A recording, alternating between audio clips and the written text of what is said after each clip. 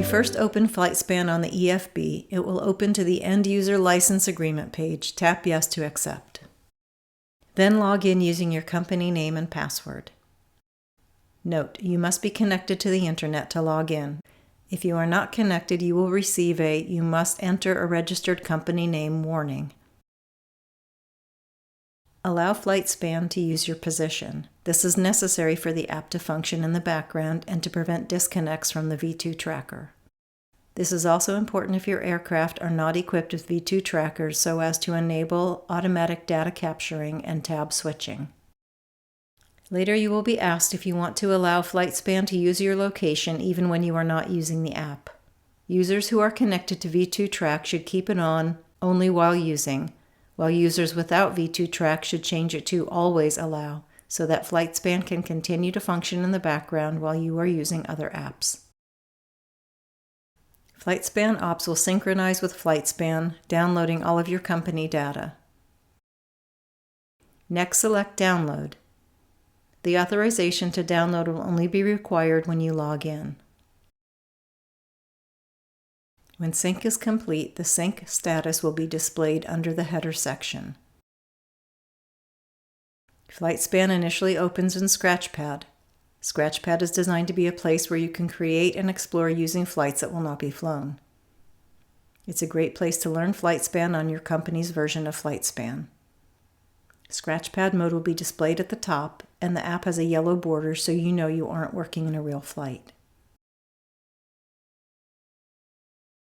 When using FlightSpan operationally, syncing the EFB with FlightSpan Ops prior to flight is important to ensure that the pilot is using current data. FlightSpan will automatically sync when the app is started from a closed state and it has been more than 12 hours since the last sync, and when a new version of the app is detected. To force a sync, tap the blue sync icon. The sync status will be shown. Leave the Allow FlightSpan to download additional data and images, switch on, and tap Sync All.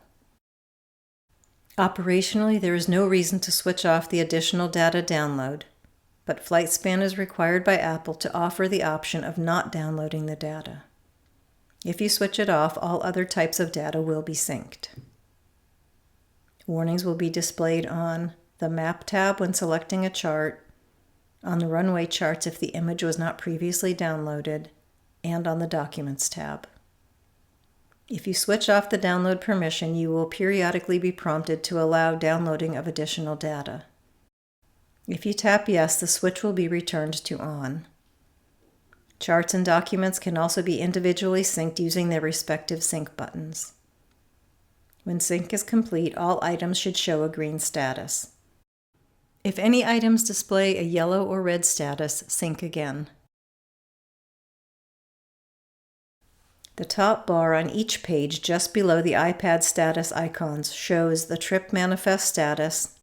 After landing, the cooldown timer will be displayed, and the phase of flight.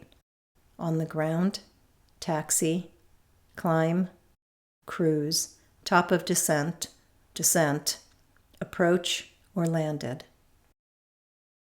The V2 Track connection status displays whether you are connected to the V2 tracker, whether it is transmitting by satellite or cell, and when the last position update was sent. The Sync button refreshes all data from FlightSpan Ops if you are connected to the internet. The Settings button opens EFB settings and displays the app version number below it. Navigate through the major sections of FlightSpan using the tabs at the top of the screen. The tabs are arranged in a logical progression of the flight, beginning with the Daily Flight Record, DFR, at the left. Some tabs have sub-tabs to select from. FlightSpan anticipates what tab you should be on for a given phase of flight and will automatically switch to the next tab at the appropriate time. If V2 is connected and you start taxiing without sending the manifest, it will switch to the flight following tab. When you send the trip manifest, it switches to the Takeoff Performance tab. When you take off, it will switch to the Map tab if you are navigating from point A to point B. If you are remaining in the pattern, it will switch to the Arrival Runway Chart tab.